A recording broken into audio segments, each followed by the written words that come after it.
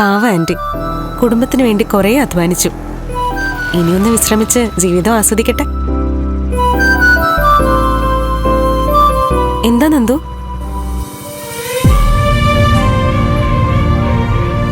മുരളിയുടെ വീട്ടിൽ വെച്ച് നീ പറഞ്ഞില്ലേ മുരളി ക്ഷീണിച്ചിരിക്കുന്നു, മുഖം വിളറിയിരിക്കുന്നു എന്നൊക്കെ?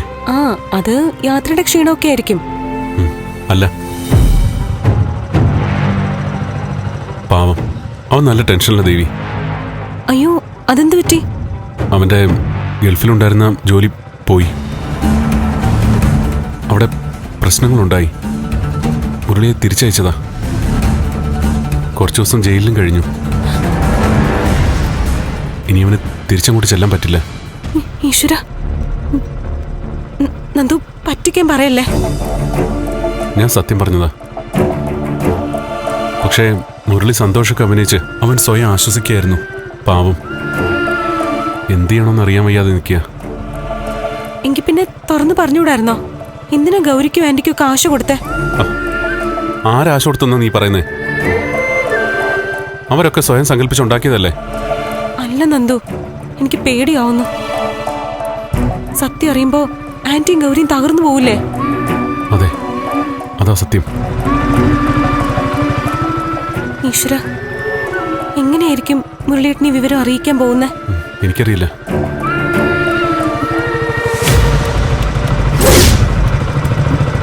അതാരെ? കുറച്ചു നേരമായിട്ട് നമ്മുടെ പുറകെ ഉണ്ടല്ലോ. നന്ദു വേണ്ട.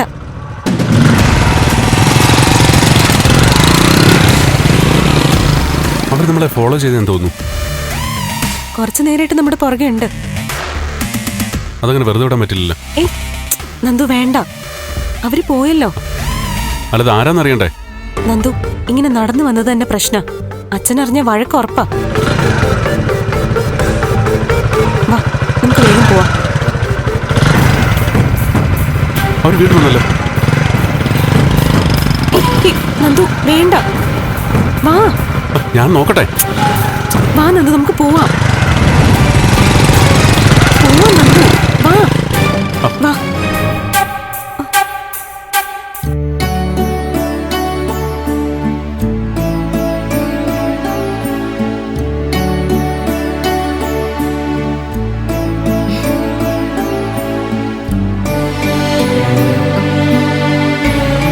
അല്ല, മുരളേട്ടൻ ഇവിടെ വന്നിരിക്കുക കിടക്കണ്ടേ? നീ ചെല്ല, ഞാൻ വരാം. അതെന്ത് ഏർപ്പാടാ? ഗൾഫിൽ നിന്ന് ഇതുവരെ മനസ്സ് പോകുന്നില്ലേ? എന്റെ ജീവിതത്തിലെ ഏറ്റവും സുന്ദരമായ രാത്രിയാ മുരളേട്ട ഇത്. ഞാൻ രാവിലെ സ്വപ്നം കണ്ടിരുന്നപ്പോ മുരളേട്ട മുന്നില്. അത് മുതൽ വേറെ സ്വപ്നങ്ങളാ. ദേ, ഇപ്പൊ പോലും ഞാൻ സ്വപ്നലോകത്താ. ഇനി ആ സസ്പെൻസ് അങ്ങ് പൊളിക്കും മുരളേട്ടാ. എന്ത് സസ്പെൻസ്? അല്ല, ഞങ്ങളെന്നാ കൊണ്ടുപോകുന്നേ? എന്താ? അല്ല, മുരളേട്ടൻ തിരിച്ചു പോകുമ്പോ എന്നെ അമ്മയും കൂടെ കൊണ്ടുപോവല്ലേ? അന്ന് ആദ്യം പോകുമ്പോ പറഞ്ഞിരുന്നല്ലോ, അവധിക്ക് വന്ന് പോകുമ്പോ ഞങ്ങളെയും കൂടെ കൊണ്ടുപോകുന്നു. വരട്ടെ. ഗൗരവം കാണിച്ച് പറ്റിക്കാണല്ലേ? എത്ര ഉഴപ്പിയാലും ശരി, എല്ലാം ശരിയാക്കിയിട്ടാ മുരളേട്ടൻ വന്നിരിക്കുന്നെന്ന് അറിയാം. പറ, എന്നാ നമ്മൾ പോകുന്നേ?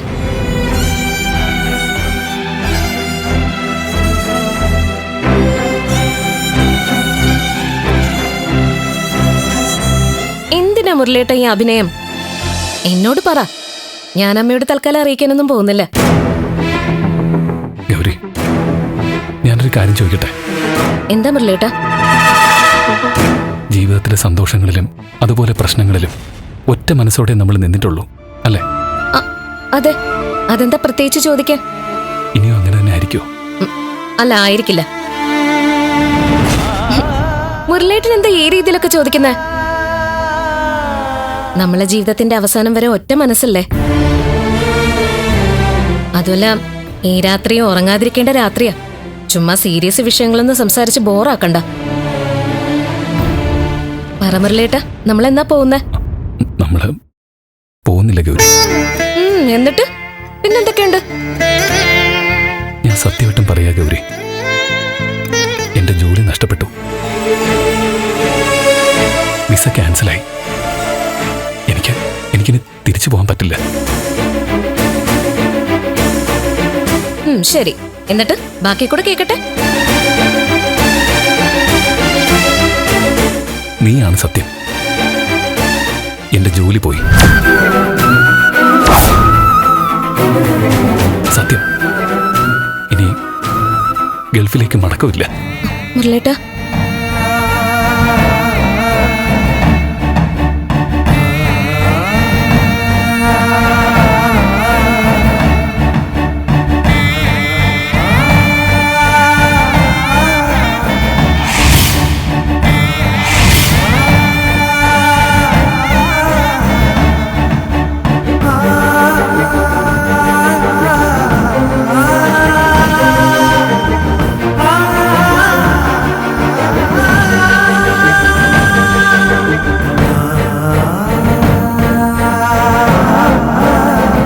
സ്വപ്നം കണ്ടൊന്ന് സാധിച്ചു തരാൻ എനിക്ക് പറ്റിയില്ല ഗൗരി. ഞാൻ തോറ്റുപോയി. എനിക്കൊന്നും പറയാനില്ല. ആര് പറഞ്ഞു മുരളേട്ടൻ തോറ്റെന്ന്? മുരളേട്ടൻ തോക്കില്ല. തോക്കാൻ ഞാൻ സമ്മതിക്കില്ല. എന്നെ ഗൾഫിൽ കൊണ്ടുപോകുന്നിടത്തല്ല മുരളേട്ടൻ ജയിക്കുന്നത്. നമ്മള് സന്തോഷത്തോടെ ജീവിക്കുമ്പോഴാ. പട്ടിണിയിലും സന്തോഷം കിട്ടുമെങ്കിൽ അത് തന്നെയാ വിജയം. നമ്മൾ സന്തോഷത്തോടെ തന്നെ ജീവിക്കും മുരളേട്ടാ. വിഷമിക്കാതെ, ഞാൻ കൂടെയുണ്ട്.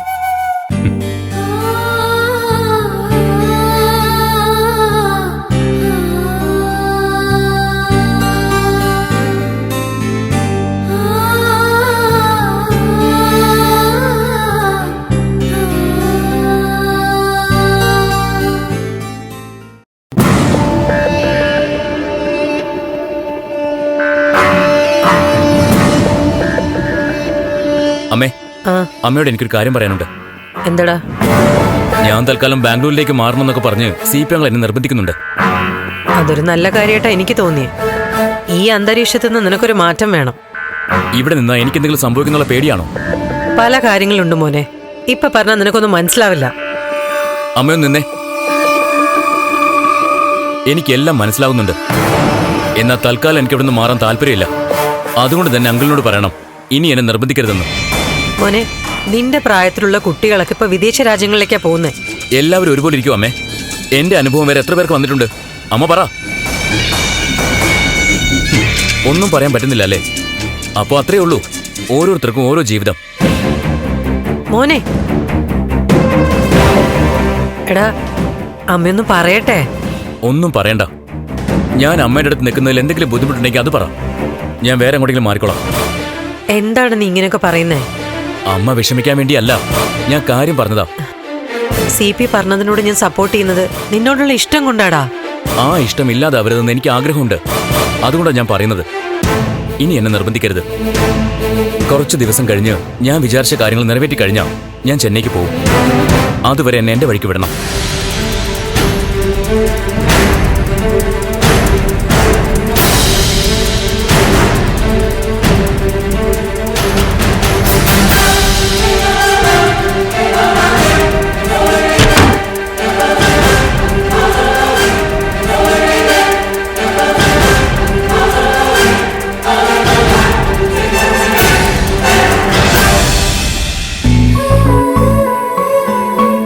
പിന്നെ നാളത്തെ മീറ്റിംഗിൽ ഏറ്റവും പ്രധാനമായി വരുന്നത് ആശുപത്രിയുടെ പഴയ ബ്ലോക്കിന്റെ നവീകരണം ചുരുങ്ങിയ കാലത്തിനുള്ളിൽ എങ്ങനെ സാധ്യമാക്കുന്നതിനെ കുറിച്ചാണ്.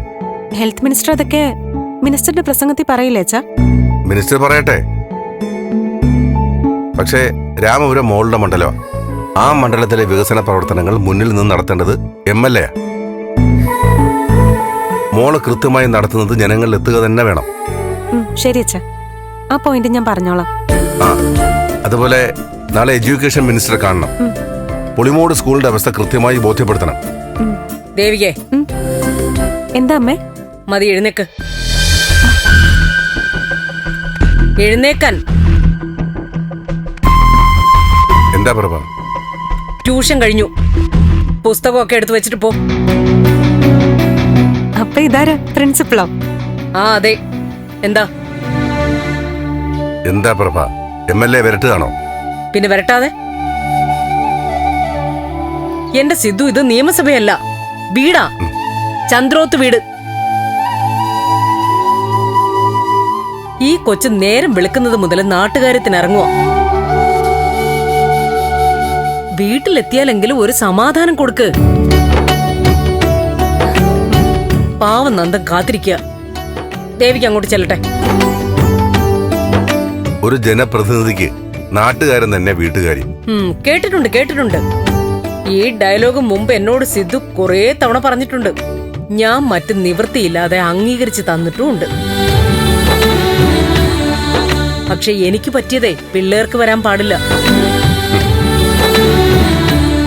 കുടുംബജീവിതവും ആസ്വദിക്കണം. നാട്ടുകാര്യത്തിനൊക്കെ ഒരു സമയം വെക്കണം. ആ മോള് ചെല്ല്. പ്രഭ, നാളെ ദേവിക്ക് 1-2 ഉദ്ഘാടനങ്ങളുണ്ട്. അതിന്റെ പ്രസംഗങ്ങൾ തയ്യാറാക്കണം. പിന്നെ പ്രസംഗം തയ്യാറാക്കൽ. രാഷ്ട്രീയക്കാരുടെ പ്രസംഗത്തിന് പ്രത്യേകിച്ച് എന്ത് തയ്യാറാക്കാനിരിക്കുന്നു? എന്റെ ഓർമ്മ ശരിയാണെങ്കിൽ ഞാൻ MLA ആയിരിക്കുമ്പോൾ 1947 അങ്ങനെ തിരിച്ചും മറിച്ചും കുറെ വാചകങ്ങൾ വെച്ച് അലക്കുക. എതിർകക്ഷിയെ കുറ്റം പറയുക. കൈയടിക്കാൻ അണികളുള്ളതുകൊണ്ട് പുട്ടിന് പീര പോലെ ഇടയ്ക്കിടയ്ക്ക് കൈയടിയും കിട്ടും. ഇത് തന്നെയല്ലേ രാഷ്ട്രീയ പ്രസംഗം? എന്റെ അമ്മ വിചാരിക്കും പോലെ അല്ല. പറയുന്ന കാര്യങ്ങളൊക്കെ കൃത്യമായിരിക്കണം. ഇല്ലെങ്കിൽ പിന്നെ നമ്മളെ ഏറില്ല. പിന്നെ ദിവസങ്ങൾ കഴിഞ്ഞ് താഴേക്ക് ഇറങ്ങാൻ പറ്റും. സാരമില്ല, ഇക്കാലത്ത് ഏതാണ്ട് എല്ലാവരും ഇടയ്ക്കൊക്കെ ഏറിൽ പോവും. എന്തായാലും MLA ചെല്ല്. എന്നാ പിന്നെ മോള് പൊയ്ക്കോ. വീട്ടിലെ മുഖ്യമന്ത്രി പറയുമ്പോ അനുസരിച്ചല്ലേ പറ്റൂ. അമ്മയുടെ അടവൊക്കെ എനിക്ക് മനസ്സിലായി. അടവോ? എന്തടവ്? അല്ല, അമ്മയ്ക്ക് അച്ഛനെ ഒന്ന് അടുത്ത് കിട്ടണം. പക്ഷെ അത് തുറന്നു പറയാനും വയ്യ. അപ്പൊ എനിക്ക് വേണ്ടിട്ടെന്ന പോലെ ഒരഭിനയം. ശരി അമ്മ, ഞാൻ മാറിത്തരാം. ദേ, ചുമ്മാ ഓരോന്ന് പറഞ്ഞുണ്ടാക്കരുത്. എന്റെ കയ്യിൽ നിന്ന് നീ വാങ്ങു കേട്ടോ. അമ്മ ദേഷ്യം കാണിച്ച് രക്ഷപ്പെടാൻ നോക്കണ്ട. ഞാൻ പറഞ്ഞതുള്ള കാര്യം തന്നെയാ.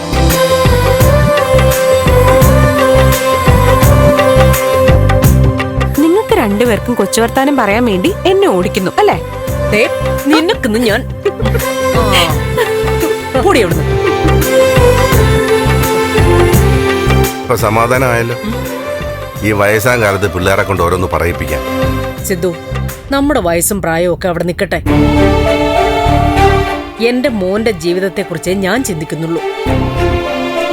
ഈ ചെറുപ്രായത്തിലും മരുമോളെ പിടിച്ച് MLA ആക്കി. രാവും പകലും രാഷ്ട്രീയവും ഭരണവും പഠിപ്പിക്കലും. അവർക്കും ജീവിക്കണ്ടേ? സമ്മതിക്കണം. നമ്മുടെ നാട്ടിലെ അമ്മായിയമ്മമാരൊക്കെ ഇങ്ങനെ ചിന്തിച്ചാ പഴയതുപോലെ എല്ലാ വീട്ടിലും കൂട്ടുകുടുംബം തിരിച്ചു വന്നേനെ. എന്നാ പിന്നെ നമുക്ക് കിടക്കാം. വേണ്ട വേണ്ട, സാർ കുറച്ച് കഴിഞ്ഞു വന്നാ മതി. ദേവികയോ നന്ദനോ വന്ന് നോക്കുമ്പോ നമ്മൾ ഇവിടെ ഇല്ലെങ്കിലേ അവര് പറഞ്ഞതൊക്കെ സത്യമാണെന്ന് തോന്നും. ഞങ്ങൾ വന്ന് നോക്കില്ല. പോവില്ലേ നീ? കൂടി എവിടുന്ന്? അപ്പൊ ശരി സാറേ, സാർ ഇവിടെ ഇരുന്നു. ഗുഡ് നൈറ്റ് സാറേ.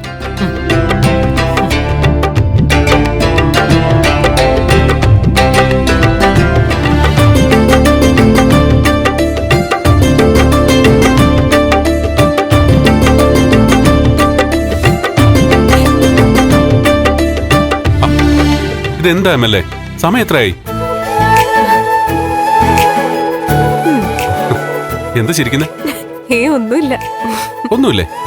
അമ്മയുടെ രീതികളൊക്കെ ആകെ മാറിയിരിക്കാൻ നന്ദു. അമ്മയ്ക്ക് അച്ഛനെ എപ്പോഴും അടുത്ത് തന്നെ വേണമെന്നായിട്ടുണ്ട്.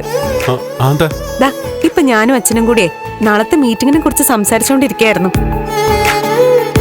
അമ്മ നൈസായിട്ട് എന്നെ ഇങ്ങോട്ട് പറഞ്ഞയച്ചു. അത് അച്ഛനൊത്ത റൂമിലേക്ക് പോവാൻ വേണ്ടിയായിരിക്കും ഞാൻ പറയുകയും ചെയ്തു. തിരിച്ചും ആവാം. നിന്നെ എന്റെ അടുത്തേക്ക് പറഞ്ഞയച്ചതും ആവാലോ. MLA ആയതിൽ പിന്നെ നിന്നെ എനിക്ക് കിട്ടുന്നില്ല എന്ന് അമ്മയ്ക്കറിയാം. വന്നിടുന്ന് ഉറങ്ങാൻ നോക്കിയേ വാ.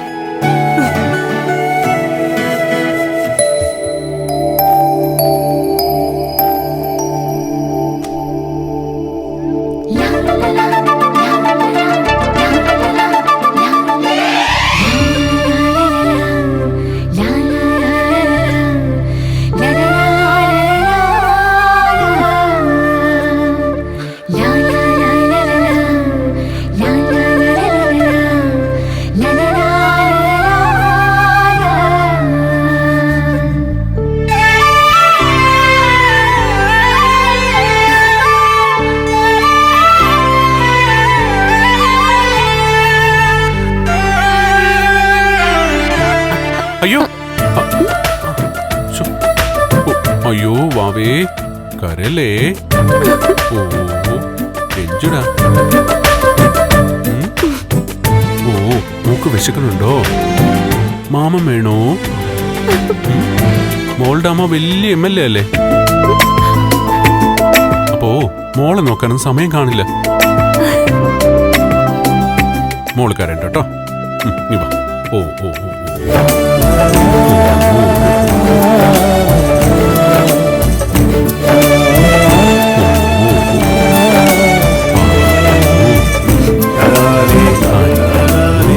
നന്ദു എന്തൊക്കെയാ കാണിക്കുന്നേ?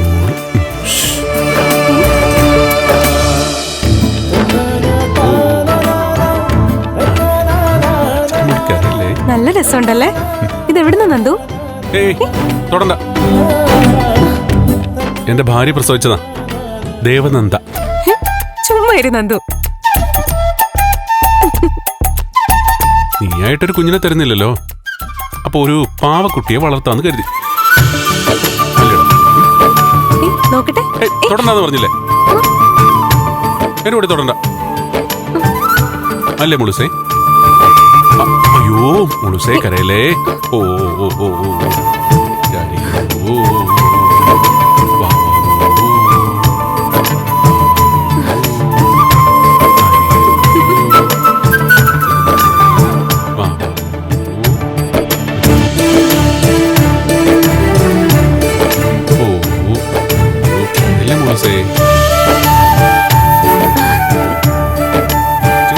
നന്ദു തന്നെ ഞാനൊന്ന് നോക്കട്ടെ. വേണ്ടെന്ന് പറഞ്ഞില്ലേ? അറിയോണ്ട്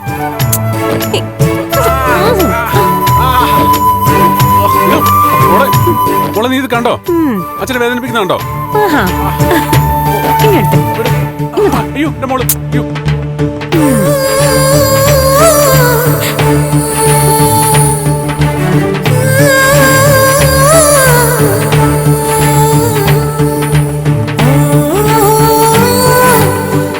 എന്ത് രസ, എന്ത് ഭംഗിയാ കണ്ണൊക്കെ കാണാൻ. സുന്ദരി കുട്ടിയാണല്ലോ. ദേ മോളെ, ഈ നിൽക്കുന്ന ആരാന്നറിയോ? മോളോട് ഒരു സ്നേഹവും കാണിക്കാത്ത ആളാ. ഇപ്പൊ നിന്നെ കൊഞ്ചിച്ചു, പക്ഷെ എനിക്ക് കൊഞ്ചിക്കാൻ ഒരു കുഞ്ഞിനെ തരുന്നില്ല. എന്റെ മോളെ, ദേ ഞങ്ങൾ ഇതിനെ കുറിച്ച് കൊറേ സംസാരിച്ചു കഴിഞ്ഞു. ദേ ഇനി വൈകാതെ ഒരു കുഞ്ഞിക്കാല് വേണോന്ന് തന്നെയാ എന്റെയും ആഗ്രഹം.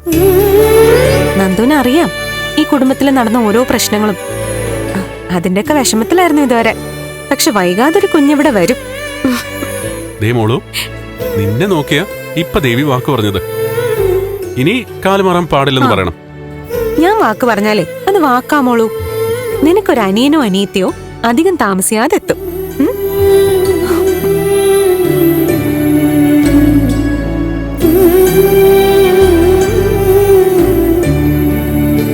ഇതൊക്കെ സത്യാണോ എന്തോ?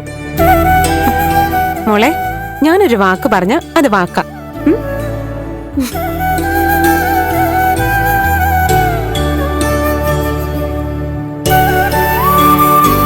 സത്യാണോ മോളു? അതെ, ഇപ്പം മോളോട് പറഞ്ഞതേ സത്യാണോ അത്?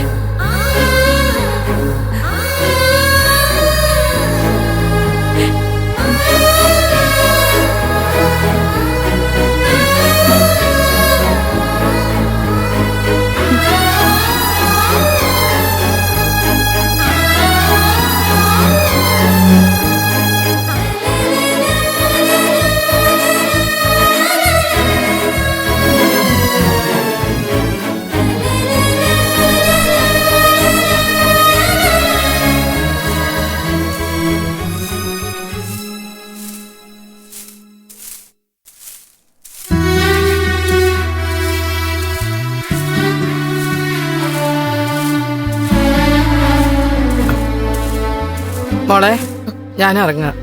അമ്മ ഇതെങ്ങോട്ട് പോകുന്നു? ജോലിക്ക് തൊഴിലുറപ്പുണ്ട്.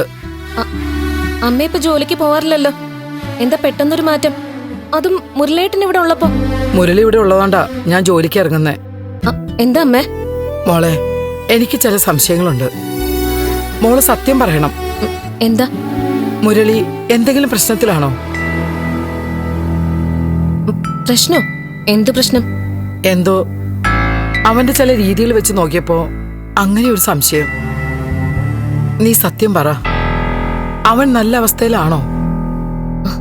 അമ്മയോട് കള്ളം പറയരുത്. അമ്മയുടെ സംശയം സത്യമാ. മുരളേട്ടന്റെ ജോലി പോയി.